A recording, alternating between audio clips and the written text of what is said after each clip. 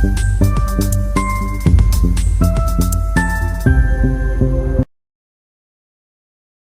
को हम लोग समझ लेते हैं। मार्केट किस हिसाब से बायर और सेलर को बिठाने का कोशिश किया। अगर देखें तो हम लोग को वी शेप का रिकवरी मिला, तो कंप्लीट ही वी मार्केट बना दिया, यू टर्न मार दिया, बिल्कुल भी उसके बाद गिरा नहीं और एंड में तो बहुत ही अच्छा रिकवरी किया। पर खैर ये सब के बारे में बाद में बात करेंगे। पहले तो बहुत जन के मन में ये डाउट आ रहा है कि ये वी शेप रिकवरी हम लोग कैसे आइडेंटिफाई करें और ये वी शेप रिकवरी मार्केट यहीं पर ही क्यों किया।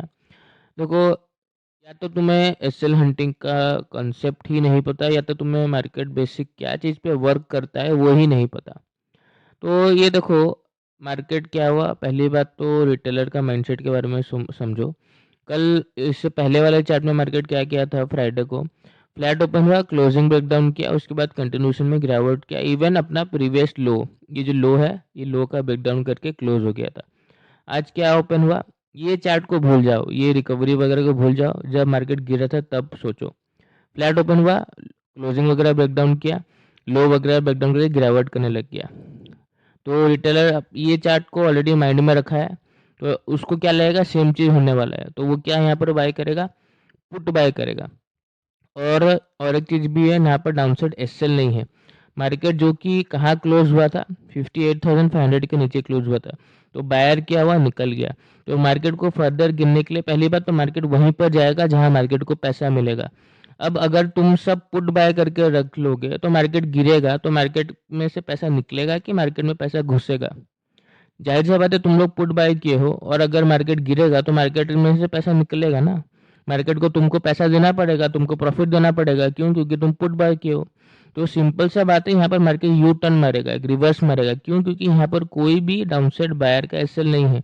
अगर यहाँ पर कोई बायर का एसएल होता तो मार्केट इजीली गिर जाता, क्योंकि मार्केट को उसका एसएल मिलता है, मार्केट को उसका पैसा मिल जाता, तो मार्केट गिर जाता। पर इस सिनारो में क्या हुआ, नीचे डाउनसाइड एसएल नहीं है, चार्ट रिपीट वगैरह होने लग गया, साथ ही साथ निफ्टी भी मार्केट को गिरावट करने के लिए सपोर्ट करने लग गया, 25,000 का ब्रेकडाउन कर दिया, लो का ब्रेकडाउन कर दिया। तो ऐसे में दूसरों का साइकोलॉजी को समझो ना, दूसरे लोग का पॉकेट से ही तो तुमको पैसा मिलेगा। मार्केट में कोई हवा में पैसा बरस रहा है क्या, दूसरे के पॉकेट से ही हम लोग के पॉकेट में आता है, हम लोग का पॉकेट से ही दूसरे के पॉकेट में जाता है।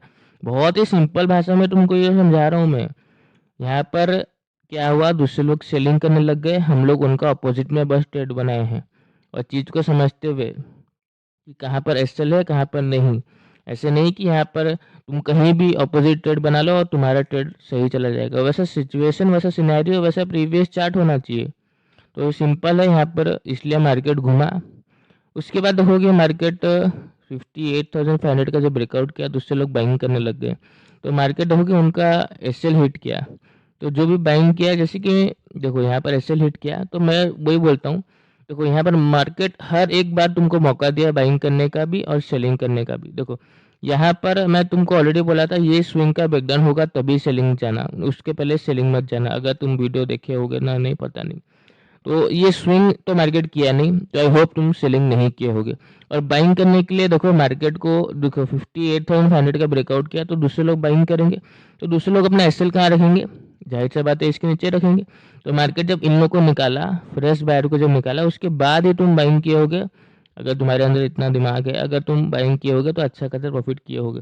मार्केट क्या किया, फ्रेश बायर को निकाला, उसके बाद बाइंग किया, उसके बाद वापस एसएल हिट किया, 58,500 के नीचे मार्केट ट्रेड करके वापस सेलर को बुलाया ताकि मार्केट अपसाइड जा सके। उसके बाद दोबारा अपसाइड गया, यहाँ पर दोबारा मार्केट 800 के बाद हो गया सस्टेन किया। यहाँ पर देखो 800 के पास मार्केट कितना समय सस्टेन किया, प्रीमियम डिके किया, और 800 पे मार्केट सेलर को इन्वाइट करने का कोशिश किया। तो जैसे ही सेलर आ गए, बहुत ही शानदार हम लोग को ब्रेकआउट देखने को मिला है।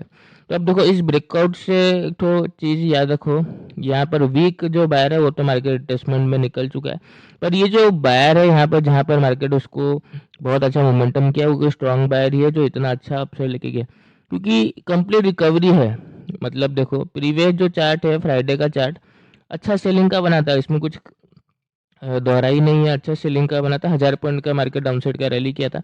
पर आज रिकवरी तो इग्नोर नहीं कर सकते ना, 1000 पॉइंट का रिकवरी भी है, तो कुछ स्ट्रॉन्ग बायर ही है जिसका ये हाथ है। तो हम लोग इस रिकवरी के साथ, अब एक चीज़ है, नीचे का वायर प्रॉफिट में आ गया। तो जनरली ऐसा रिकवरी के बाद मार्केट बड़ा गैप अप खुलता है उसके बाद वाले दिन। जो बड़े-बड़े सेलर्स हैं, उनका नाम लेना नहीं चाहूँगा, पर बड़े-बड़े सेलर हैं जिनका क्वांटिटी बहुत ह्यूज रहता है, तो वो अपना पोज़ीशन को होल्ड करते हैं। तो वो किस हिसाब से अपना पोज़ीशन को होल्ड करके जाते हैं, कि किस बेसिस पे वो लोग होल्ड करते हैं कि कल क्या होने वाला है। तो जनरली जब ऐसा रिकवरी आता है, जब वी शेप रिकवरी, वो भी इतना 1000 पॉइंट का डाउनसाइड रैली के बावजूद भी इतना दूसरे दिन इतना अच्छा रिकवरी आता है, तो ऐसे में ज़्यादातर 60% चांसेस रहता है कि मार्केट अच्छा गैप अप खुलेगा। तो मार्केट इसलिए कल गैप अप आई होप खुलना चाहिए। बाकी एक बात क्लियर है, नीचे का बायर प्रॉफिट में है, वीक बायर को मार्केट निकाल चुका है। तो गैप अप के साथ मार्केट कंटिन्यूएशन में अपसाइड जा सकता है। सेम चीज़ निफ्टी में भी है। निफ्टी में जो भी बाइंग करने की कोशिश किया, निफ्टी 25,000 का देखो एक ब्रेकडाउन करके उसको निकाला। एट द एंड इसको अच्छा खासा रिकवरी करके सबका एसएल हिट करके अपसाइड ही क्लोज हो गया। तो थोड़ा सा फ्लैट में हम लोग को दिक्कत हो सकता है, पर ऑल ओवर अगर गैप ओपन हुआ, हम लोग रिकवरी के लिए ही ट्रेड बनाएंगे, बाइंग साइड जाने का ही कोशिश करेंगे। और जनरली भी इतना बड़ा जब मार्केट मोमेंटम करता है, उसके बाद इतना बड़ा डाउनसाइड का मोमेंटम दूसरे दिन ही एक्सपेक्ट नहीं करना चाहिए। तो मार्केट के साथ ही चलने की कोशिश करेंगे। तो तुम अपने से ट्रेड मत बनाओ। तुम हमेशा क्या करते हो ना, आज मार्केट अच्छा लग रहा है, 2 दिन से सेलिंग कर रहा है, तो आज मैं कॉल से चला जाता हूँ, या आज मार्केट 2 दिन 3 दिन से सेलिंग कर रहा है, तो आज भी मैं सेलिंग कर लेता हूँ। तुम्हारे मन से या तुम्हारे सेटअप से मार्केट को कुछ फर्क नहीं पड़ता। तुमको मार्केट के साथ चलना पड़ेगा। मार्केट को अपना दोस्त बनाओ, दुश्मन नहीं। तो यहाँ पर मार्केट क्या जैसा सिनेरियो दिखा रहा है, हम लोग वैसे ही ट्रेड बनाएंगे। मार्केट हम लोग को अच्छा बाइंग दिखा रहा है, चार्ट अच्छा बाइंग का बन के रखा है, तो हम लोग कल बाइंग साइड ही जाने की कोशिश करेंगे, पर प्रॉपर कंफर्मेशन के साथ, क्योंकि दूसरे लोग जो यहाँ पर मिस कर दिए हैं ट्रेड, मतलब ये जो शॉर्ट कवरिंग आया है, एक बार के लिए इसको शॉर्ट कवरिंग का नाम दे देते हैं। चलो, एक बार जो ये शॉर्ट कवरिंग आया है यहाँ पर, अब जो इस कल सपोज मान लो गैप अप ओपन हुआ, तो दूसरे लोग जो मिस कर दिए हैं कॉल, वो तुरंत ही पोजीशन बनाने की कोशिश करेंगे। तो मार्केट में इस टाइप का सिनेरियो हो सकता है। गैप अप ओपन हुआ, उसके बाद मार्केट थोड़ा सा बुकिंग आया, उसके बाद दोबारा मार्केट अपसाइड जाने का कोशिश कर सकता है। तो थोड़ा सा मार्केट में ब्रेकआउट वगैरह आने का मौका देना, या इसका अपोजिट भी हुआ, अगर अपसाइड गया, उसके बाद मार्केट में थोड़ा सा डाउनसाइड का मोमेंटम आया, उसके बाद जाके स्विंग का ब्रेकआउट आया, तब जाके कॉल का पोजीशन बनाना, प्रॉपर कंफर्मेशन वगैरह लेके ही पोजीशन बनाना। डायरेक्टली अगर गैप ओपन हुआ या फ्लैट ओपन हुआ या हल्का बड़ा गैप डाउन ओपन हुआ, डायरेक्टली बाय मत करने लग जाना, क्योंकि थोड़ा सा गैप डाउन अगर ओपन होगा तो 59,000 का लेवल मार्केट के पास खुल जाएगा।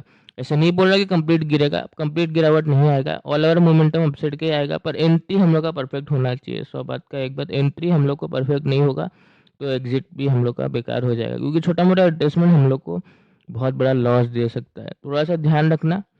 यहाँ पर वही बात है, अब दोबारा जो भी बाय किया है 25,000 का एसएल रख दिया है, तो देखो 25,000 से सपोर्ट लिया है, तो दोबारा 25,000 पे एसएल रख दिया है। तो निफ्टी भी अभी आराम से जो भी बाय किया है वो सेफ्टी में है।